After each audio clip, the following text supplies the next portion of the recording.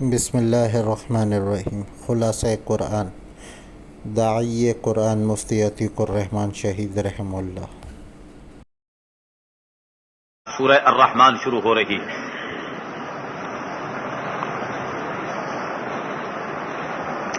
سورہ الرحمن یہ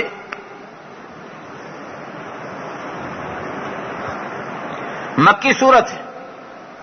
سورہ الرحمن بھی مکی صورتوں میں سے ہے، اور اس میں بھی اللہ رب العزت نے عقیدے کو ذکر کیا، اور عقیدے کو ذکر کرنے کے ساتھ ساتھ جنت اور جہنم کے تذکرے پر زور دیا ہے، اور جنت کا تذکرہ بڑی تفصیل سے کیا ہے۔ تقریباً آدھی صورت میں جنت کا تذکرہ ہے، اور آدھی صورت میں تقریباً آسمان و زمین میں کائنات میں غور و خوض کی دعوت دی گئی ہے، اللہ کی وحدانیت کو ماننے کی دعوت دی گئی ہے۔ نبی کریم صلی اللہ علیہ وسلم نے ارشاد فرمایا، اللہ کے نبی نے جب یہ سورت صحابہ کو پڑھ کر کے سنائی، صحابہ نے خاموشی کے ساتھ سن لی۔ اللہ کے نبی فرمانے لگے، تم سے تو اچھے وہ جنات رہے جنہوں نے اس سورت کو سنا۔ جب میں اس سورت کو پڑھتا تھا ان جنات کے سامنے، اور جب میں کہتا تھا فَبِأَيِّ آلَاءِ رَبِّكُمَا تُكَذِّبَانِ، پھر اللہ کی کون کون سی نعمتوں کو تم جھٹلاؤ گے، تو وہ کیا کہتے تھے، مَا بِشَيْءٍ مِّن نِّعَمِكَ رَبَّنَا نُكَذِّبُ فَلَكَ الْحَمْدُ، اے مولا ہم تو تیری کسی نعمت کو بھی نہیں جھٹلاتے، ساری تعریفیں تیرے ہی لیے ہیں۔ تو میرے دوستوں اور محترم بزرگوں، یہ جنات کا وہ جملہ ہے جو اس سورت کی ہر فَبِأَيِّ آلَاءِ رَبِّكُمَا تُكَذِّبَانِ کو سن کر کے وہ کہتے تھے۔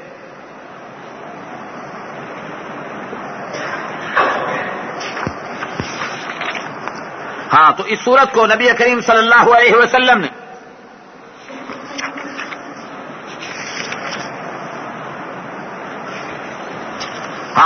اس سورت کے اندر 29 مرتبہ فَبِأَيِّ آلَاءِ رَبِّكُمَا تُكَذِّبَانِ کا لفظ استعمال کیا گیا ہے، اور ہر فَبِأَيِّ آلَاءِ رَبِّكُمَا تُكَذِّبَانِ کے بعد جنات یہ جملہ کہتے رہے، لَا بِشَيْءٍ مِّن نِّعَمِكَ رَبَّنَا نُكَذِّبُ فَلَكَ الْحَمْدُ۔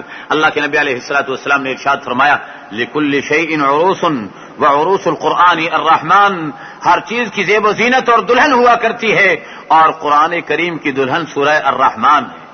اللہ کے نبی نے ارشاد فرمایا، ہر چیز کی زینت ہوا کرتی ہے، اور قرآن کریم کی زینت سورہ الرحمن ہے۔ اور پھر وہ کل قیامت کے دن کیا منظر ہوگا جی، قیامت کے منظر میں ذرا غور کیجئے۔ جب جنت والے جنت میں چلے جائیں گے اور رب کائنات انہیں اپنی زیارت کے لیے بلوائیں گے، اللہ اپنی زیارت بھی کرائیں گے اور پھر قرآن پڑھ کر کے سنائیں گے، اور اللہ جو قرآن پڑھیں گے وہ یہی سورہ الرحمن پڑھ کر کے سنائیں گے، بندوں کو سنایا جا رہا ہوگا۔ اللہ ہمیں اس قرآن کریم کی نور اور اس کی برکت نصیب فرما دے۔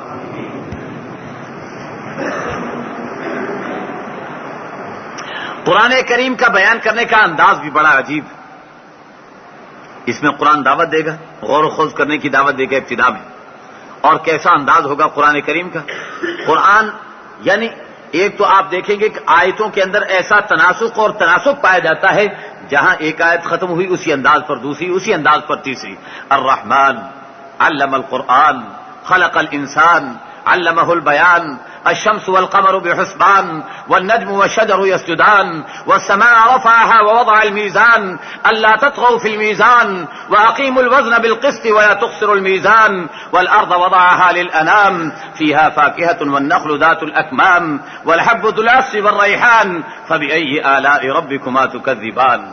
عجیب انداز ہے قرآن کریم کا، یہ سجا بندی کا انداز ہے قرآن کا، سجا بندی کے انداز سے قرآن کریم گفتگو کر رہا ہے۔ یہ تو اس کے الفاظ کا کمال اور خوبی ہے۔ اب معنی کے اندر ذرا غور کرنا۔ قرآن جب کہے گا نا، میں چاہتا ہوں کہ اس سورت کا کم از کم چلتے چلاتے ترجمہ کر ڈال، زیادہ تشریح کے اندر اگر نہ جا سکوں۔ قرآن اب جب غور کرنے کا انداز بتائے گا تو کیا انداز اختیار کرے گا؟ ایک دفعہ تو آسمان کی طرف لے جائے گا کہ اوپر آسمان میں غور کرو، پھر زمین پہ لے آئے گا فوراً، نیچے غور کرو، پھر آسمان پہ لے جائے گا، پھر نیچے لے آئے گا۔ اس انداز پر قرآن کریم دعوت دے گا غور و خوض کرنے کی۔ کبھی اوپر غور کیجئے، کبھی نیچے آئیے، اپنے غور و فکر کے اندر تنوع پیدا کیجئے، اور اس تنوع کے ذریعے سے اپنے اللہ رب العزت کی وحدانیت کا اعتراف کیجئے۔ قرآن کہتا ہے کہ الرحمن، وہ رحمان ہے، علم القرآن، اس نے قرآن سکھایا ہے، خلق الانسان، اس اللہ نے انسان کو پیدا کیا ہے، علمہ البیان، اس اللہ نے اس انسان کو بیان سکھایا ہے۔ الشمس والقمر بحسبان، آسمان میں سورج اور چاند کو اللہ نے ایک اندازے سے حساب سے بنایا. والنجم والشجر یسجدان، اور پودے اور درخت بھی اللہ کو سجدہ کر رہے ہیں. والسماء رفعها ووضع الميزان، اللہ نے آسمان کو بلند کیا اور ترازو رکھی.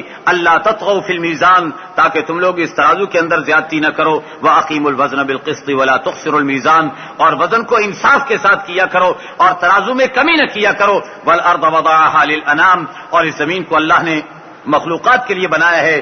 فیہا فاکہۃ والنخل ذات الاکمام، اس کے اندر پھل ہے اور کھجوریں ہیں کونپلوں والی. والحب ذو العصف والریحان، اور دانے ہیں جو چارے کے طور پر استعمال ہونے والے ہیں، اور ریحان ہے، خوشبودار پھول ہیں. فبأي آلاء ربكما تكذبان، تم پھر اللہ کی کون کون سی نعمتوں کو جھٹلاؤ گے. خلق الانسان من صلصال كالفخار، بجنے والی مٹی سے اللہ نے انسان کو بنایا. وخلق الجان من مارج من نار، اور جنات کو اللہ نے آگ کے شعلے سے پیدا کیا. فبأي آلاء ربكما تكذبان، پھر اللہ کی کون کون سی نعمتوں کو جھٹلاؤ گے.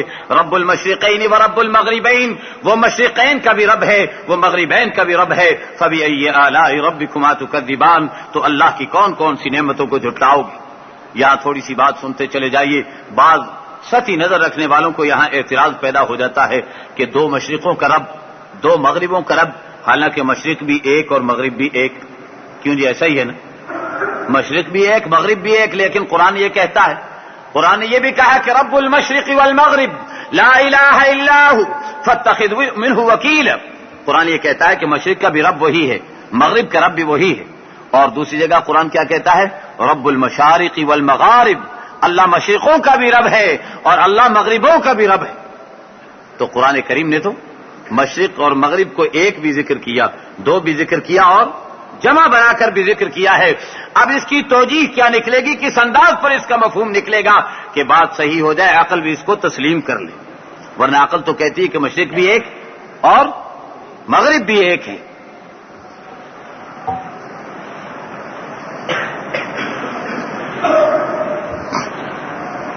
قرآن کہتا ہے کہ رب المشرق والمغرب. یاد رکھیے، مشرق کہا جاتا ہے سورج کے طلوع ہونے کی جگہ کو. ذرا اس مسئلے کو سمجھا کر کے آگے چلوں گا، ہو سکتا ہے پھر پوری سورت کا ترجمہ نہ ہو سکے. مشرق کہا جاتا ہے سورج کے طلوع ہونے کی جگہ کو، اور مغرب کہا جاتا ہے سورج کے غروب ہونے کی جگہ کو. اب سورج جو طلوع ہو رہا ہے، سردیوں میں سورج ایک جگہ سے طلوع ہوتا ہے تو گرمیوں میں دوسری جگہ سے طلوع ہوتا ہے. سردیوں میں ایک طرف غروب ہوتا ہے تو گرمیوں میں اس سے تھوڑا سا ہٹ کر غروب ہوتا ہے. لہذا قرآن کیا کہتا ہے؟ رب المشرق والمغرب. جب قرآن کہتا ہے تو قرآن مطلقاً سورج کے طلوع ہونے اور غروب ہونے کی بات کرتا ہے. اور جب رب المشرقین و رب المغربین کہتا ہے تو قرآن بتاتا ہے کہ گرمیوں کا طلوع اور سردیوں کا طلوع، اور گرمیوں کا غروب اور سردیوں کا غروب، دونوں کا رب اکیلا اللہ ہے. اور قرآن جب رب المشارق والمغارب کہتا ہے کہ مشرقوں کا بھی رب ہے اور مغربوں کا بھی رب ہے، تو آپ اگر باریک نگاہ سے دیکھیں گے تو آپ کو یہ پتہ چلے گا کہ سورج کے غروب طلوع ہونے کا جو نقطہ ہے وہ روزانہ بدلتا ہے. یہ تو اگرچہ سردی اور گرمی کے اعتبار سے تو ایک مخصوص جگہ ہم کہہ سکتے ہیں ان کی مشرق کی، دونوں جگہ الگ الگ کہہ سکتے ہیں، لیکن اگر آپ باریک نگاہ سے دیکھیں گے تو روزانہ کے طلوع ہونے کی جگہ بدلتی ہے. سورج روزانہ تھوڑی سی اپنی جگہ چھوڑ کر کے طلوع ہوتا ہے، پھر جگہ چھوڑ کے طلوع ہوتا ہے، پھر جگہ چھوڑ کے طلوع ہوتا ہے. روزانہ اپنی جگہ بدلتا بدلتا طلوع ہوتا چلا جاتا ہے. لہذا روزانہ کی مشرق الگ الگ ہوگی. تو اس بنا پر اگر مطلقاً مشرق و مغرب کو لیں گے تو رب المشرق والمغرب ہیں، وہ مشرق و مغرب کے رب ہیں. اور اگر گرمی سردی کی مشرق و مغرب کو لیں گے تو وہ رب المشرقین و رب المغربین ہیں. اور اگر روزانہ کی مشرق و مغرب کو لوگے تو وہ رب المشارق والمغارب ہے، وہ مشرقوں کا بھی رب ہے اور مغربوں کا بھی رب ہے. اللہ رب العزت قرآن کریم میں ان حقائق کو بیان فرماتے ہیں. آگے فرما رہے ہیں مرج البحرین یلتقیان. اللہ رب العزت نے پانی کے اندر اللہ کی جو نشانیاں رکھی ہیں ان کو بیان فرمایا ہے. مرج البحرین یلتقیان بینہما برزخ لا یبغیان فبأي آلاء ربكما تكذبان. دو سمندر آپس میں چلتے ہیں لیکن وہ چلتے اس انداز پر ہیں کہ درمیان میں اللہ نے ایسی رکاوٹ پیدا کر دی ہے کہ ان کا پانی ایک دوسرے کے اندر شامل نہیں ہوتا. آپ پیچھے سورہ الفرقان کے اندر سن چکے ہیں کہ اللہ نے ہاذا عذب فرات وہذا ملح اجاج، یہ میٹھا میٹھا پانی اور یہ کھاری کھاری پانی، دونوں لہریں اکٹھی چل رہی ہیں، میٹھی لہر کھاری میں شامل نہیں ہوتی اور کھاری لہر میٹھی کے اندر شامل نہیں ہوتی. یہ اللہ کا نظام ہے. اللہ فرماتے ہیں میں اسے کیسے روکتا ہوں. آج کی سائنس اب تک اعتراض کرتے تھے کہ قرآن کیسی باتیں کرتا ہے، بھلا پانی آپس میں خلط ملط نہ ہو، یہ کیسے ہو سکتا ہے. لیکن آج کی سائنس ہمیں یہ بتا رہی ہے کہ رو جو چلتی ہیں سمندر کے اندر، جو رویں چلتی ہیں، ان کے اندر ایک پریشر ہوتا ہے. ادھر کی رو کا پریشر بھی اتنا اور ادھر والی رو جو چل رہی ہے اس کا پریشر بھی اتنا. دونوں کا جب پریشر برابر کا ہوگا تو نہ ادھر کا پانی اس کے اندر جا سکے گا نہ اس کا پانی اس کے اندر داخل ہو سکے گا. اللہ نے ایسی رکاوٹ بنا رکھی ہے کہ اکٹھے چل بھی رہے ہیں، درمیان میں کوئی رکاوٹ بھی نہیں، تب بھی باہمی طور پر مل نہیں رہے، آپس میں خلط ملط نہیں ہو رہے ہیں.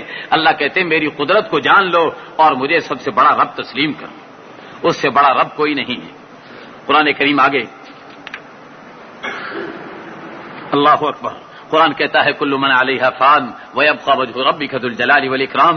دنیا والو ہر چیز فنا ہونے والی ہے، باقی رہنے والی ذات صرف اللہ کی ذات ہے.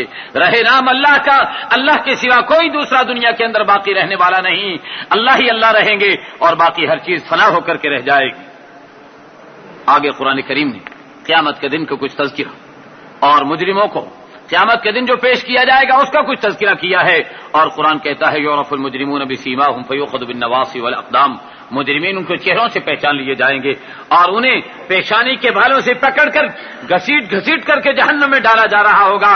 اور کیا کہا جائے گا ہذہ جہنم التی یکذب بها المجرمون، یہی وہ جہنم ہے جسے مجرم لوگ جھٹلایا کرتے تھے. یطوفون بینہا وبین حمیم آن، وہ لوگ اس کے اندر گھوم پھر رہے ہوں گے اور ان کے اوپر گرم گرم کھولتا ہوا پانی ڈالا جا رہا ہوگا. فبأي آلاء ربكما تكذبان ولمن خاف مقام ربه جنتان. آگے قرآن آ گیا. اب قرآن جنت والوں کی طرف متوجہ ہو گیا. جنت والوں اللہ اس جنت میں جانا ہمیں نصیب فرما دے، ان مبارک مجلسوں کو قبول فرمائے. اللہ آپ کے اور ہمارے روزوں کو قبول کریں، شب بیداریوں کو قبول فرمائیں اور اس مبارک جنت میں جانے کا ہمارا مقدر فرما دیں اللہ رب العزت. اللہ فرماتے ہیں وَلِمَنْ خَافَ مَقَامَ رَبِّهِ جَنَّتَانِ، جو اپنے رب کے سامنے کھڑا ہونے سے ڈرا اللہ اسے 2 جنتیں عطا فرمائیں گے. علامہ راضی رحمۃ اللہ علیہ فرماتے ہیں کہ جیسے بادشاہوں کے محلات ہوتے ہیں نا کہ یہ گرمی کا محل ہے، یہ سردی کا محل ہے. گرمیوں میں دوسری جگہ پر دارالخلافہ بنایا جاتا ہے اور سردیوں کا دارالخلافہ دوسری جگہ پر رکھا جاتا ہے.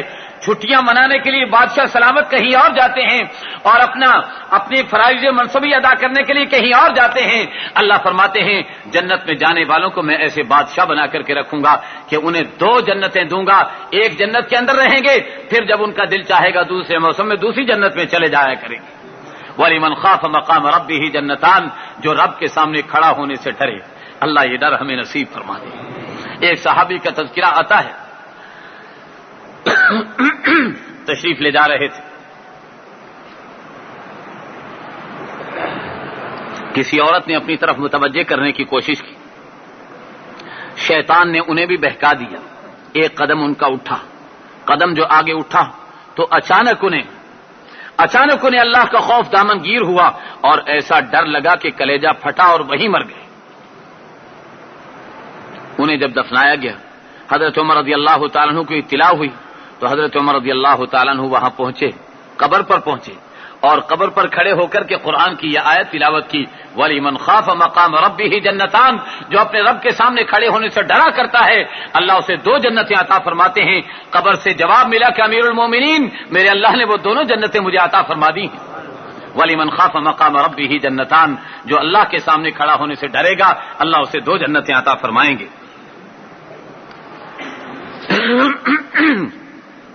فَبِأَيِّ آلَاءِ رَبِّكُمَا تُكَذِّبَانِ ذَوَاتَا أَفْنَانٍ، اس کے بڑے بڑے صحن ہوں گے، بڑے بڑے میدان ہوں گے، اس میں فِيهِمَا عَيْنَانِ تَجْرِيَانِ، پھر اس کے اندر چشمے بہ رہے ہوں گے. فَبِأَيِّ آلَاءِ رَبِّكُمَا تُكَذِّبَانِ فِيهِمَا مِنْ كُلِّ فَاكِهَةٍ زَوْجَانِ، ہر پھل کے جوڑے وہاں پر دیے جائیں گے. فَبِأَيِّ آلَاءِ رَبِّكُمَا تُكَذِّبَانِ مُتَّكِئِينَ عَلَى فُرُشٍ بَطَائِنُهَا مِنْ اسْتَبْرَقٍ، ایسے بستروں پر وہ ٹیک لگائیں گے جن کا استر جو ہے وہ استبرق کا بنا ہوا ہوگا. وَجَنَى الْجَنَّتَيْنِ دَانٍ، اور پھر کیا ہوگا جنتیں جو ہیں باغات ان کے قریب ہو رہے ہوں گے. فَبِأَيِّ آلَاءِ رَبِّكُمَا تُكَذِّبَانِ فِيهِنَّ قَاصِرَاتُ الطرف لم يطمثن انس قبلهم ولا جان، اس میں ایسی عورتیں ہوں گی جن کی نگاہیں شرم کے مارے جھکی جھکی ہوں گی، جن کی نگاہیں نامحرم کی طرف نہیں اٹھتی ہوں گی، ایسی بیویاں ان کو دی جائیں گی. لم یطمثن انس قبلهم ولا جان، انہیں کسی انسان نے کبھی ہاتھ نہیں لگایا ہوگا اور کسی جن نے کبھی ہاتھ نہیں لگایا ہوگا. فبأي آلاء ربكما تكذبان، ایسی پاکیزہ بیویاں تمہیں جنت میں عطا کی جائیں گی، پھر اللہ کی کون کون سی نعمتوں کو تم جھٹلاؤ گے.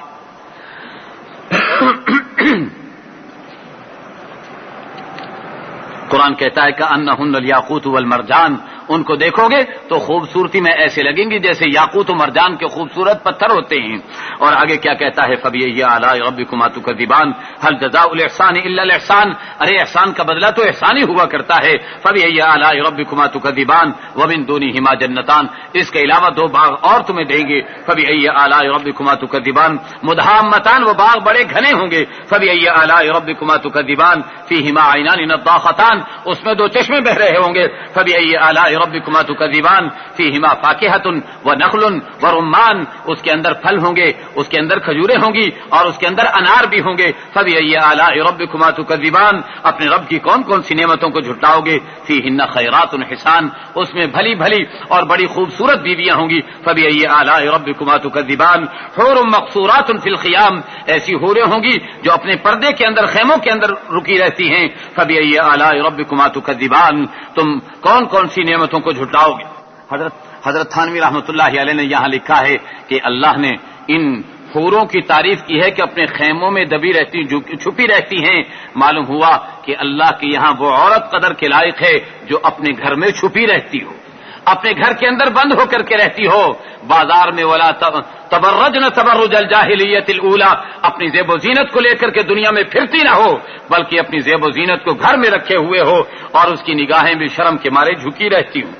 اللہ ہماری عورتوں میں بھی شرم و حیا پیدا کر دے اور ہمارے نوجوانوں کی آنکھوں میں بھی شرم و حیا پیدا کر دے. قرآن کہتا ہے متکئین علی رفرف خضر وعبقری حسان، قرآن کریم کہتا ہے ایسے گاؤ تکیوں پر وہ ٹیک لگا رہے ہوں گے اور ایسے خوبصورت ان کے لیے سواریاں مہیا کی جا رہی ہوں گی. تبارک اسم ربک ذی الجلال والاکرام، برکت والا نام تمہارے اس رب کا ہے جو جلال والا اور اکرام والا ہے. اس رب کے نام کی برکتیں اللہ ہمیں نصیب فرما دے. میرے دوستو یہ یاد رکھنا، اللہ کے نام کے سوا کسی کے نام میں برکت نہیں. برکت کس کے نام میں؟ کہتے ہیں نا جی حضرت یہ آپ کے نام کی ساری برکتیں ہیں. حضرت یہ جو بھتہ وصول کرنے والے حضرات ہوتے ہیں نا آج کل، میں انہیں بھتہ وصول کرنے والے پیر کہتا ہوں، اس لیے کہ پیری مریدی کا ایک دور تھا جو شروع کیا گیا تھا، وہ اس لیے تھا کہ لوگوں کی اصلاح کریں. آج کل یہ پیر اس لیے ہیں کہ لوگوں سے بھتہ وصول کریں. سالانہ بھتہ وصول کرنے کے لیے نکلیں گے، وہ رجبی کے اندر سارا بھتہ اکٹھا کروا لیں گے اپنی گوٹ کے اندر لے جا کر، سارا بھتہ ہمیں پہنچا دو تب جا کر کے ہمارا کام بنے گا. تو یہ جو بھتہ وصول کرنے والے ہوتے ہیں نا، کہتے ہیں جی حضرت یہ آپ کے نام کی ساری برکتیں. قرآن کہتا ہے نہ اس کے نام کی برکتیں نہ اس کے نام کی برکتیں. تبارک اسم ربک ذی الجلال والاکرام، اس رب کے نام کی ساری برکتیں. اللہ ہمیں توحید صحیح معنی میں سمجھا دیں. Channel Islam the best way of life.